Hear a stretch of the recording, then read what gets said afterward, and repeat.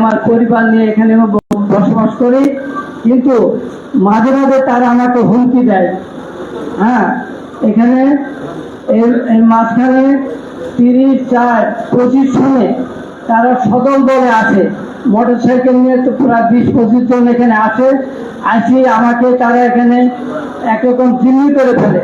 তারপরে আমাকে বলে কি যে তুমি আসান সিটির মালিক নজরুলের সঙ্গে দেখা করো।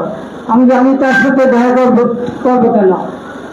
আমি তো তার জায়গাতে থাকি না, আমি আমার জায়গায় আমি ঘর বাড়ি বসবাস করে আছি, আমি তার সাথে দেখা করবো কেন? অর্থাৎ তারা যেটা আমাকে যেটা বলতে চাচ্ছে যেন আমি ওখানে গিয়ে উৎসাহ দিয়ে তাদের সাথে আমি আমি আপোষ করি, এরকম তাদের মনোভাব ব্যক্ত করছে। আমি তাতে বলছি যে না, আমার জায়গাতে আমি বসবাস করছি, আমি বাড়িঘর করছি, আমি চারিদিকে ওয়াল দিচ্ছি, আমি কারেন্ট নিয়ে আসছি, আমি এখানে আমি কেন তার সাথে দেখা করবো? আমার তো প্রয়োজন নাই। তারপরে সে আমার সাথে উত্তর বাক্য বিনিময় করে এবং আমার নিয়ে এসে বুলডোজার নিয়ে এসে আমার এই বাড়ির আশেপাশে দিয়ে এবং ভেকু নিয়ে এসে মাটি গর্ত করে মাটি সরায় নিয়ে যায় এবং আমার ওয়াল ভেঙে দেয়। আমার উত্তর সাইডের ওয়াল তারা পুরাটাই ভেঙে দিচ্ছে এবং আমার 2টা ঘর পরপর অবস্থা আছে। আপনারা যদি এটা দেখতে চান, আমি সরজমিনে গিয়ে আমি আপনাদের দেখাতে পারি। এবং আমি এখন একটা নিরাপত্তাহীনতায় আছি। তো দয়া করে আপনারা এ ব্যাপারে আমাকে সহযোগিতা করবেন। আমি কোনো তাদের অন্যায় দাবির কাছে আমি মাথানত করতে পারবো না। তারা একটা সন্ত্রাস ওখানে সৃষ্টি করে আমরা যাতে ওখান থেকে সরে আসি, ওখানে বসবাস না করি, এই জন্য তারা পায়তারা করতেছে। এর প্রতিনিয়ত তারা তাদের বাহিনী দিয়ে আমাকে হুমকি ধুমকি দিতেছে এবং রাত্রে আসি আরো অনেকের বাড়িঘর তারা ভাঙচুর করছে। আমি এই পরিস্থিতির মধ্যে আছি, আমি এখন নিরাপত্তাহীনতায় আছি।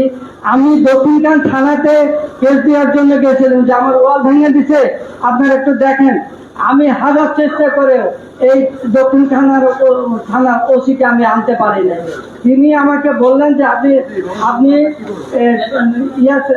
সাইফুলের সঙ্গে দেখা করেন।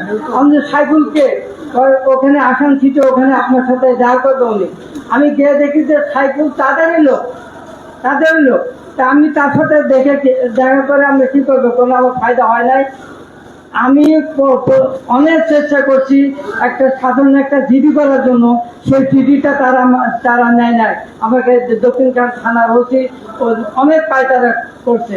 পরিশেষে আমি ভূমি মন্ত্রণালয়তে আমি অনলাইনে একটা জিডি করি। সেই জিডির কপি নিয়ে আমি পরিশেষে দেখলাম যে কোনো কিছুতে আমি অধিকার পাচ্ছি না, আমাকে তোরা উচ্ছেদ করে ছাড়বে। পরবর্তীতে আমি কোর্টের আশ্রয় গ্রহণ করি, ম্যাজিস্ট্রেট কোর্টে আশ্রয় গ্রহণ করি এবং একটা পিটিশন মামলা আমি ওখানে দায়ের করেছি। তারপরে এখানে তারা আমাকে হুমকি দিতেছে এবং আমাদের উকিলদের পর্যন্ত তারা হুমকি দিতেছে, আমার লোকজনকে তারা হুমকি দিতেছে, সাক্ষী দিতে দেবে না। এরকম পরিস্থিতির মধ্যে আমি এখানে আছি। তো আপনারা যাতে দয়া করে আমি যাতে প্রতিকার পাই, আমার জায়গা পর্যন্ত সুস্থভাবে বসবাস করতে পারি, এই জন্য আপনাদের কাছে আমার প্রতিকার চাওয়ার জন্য আমি আবেদন করছি। আসসালামু আলাইকুম।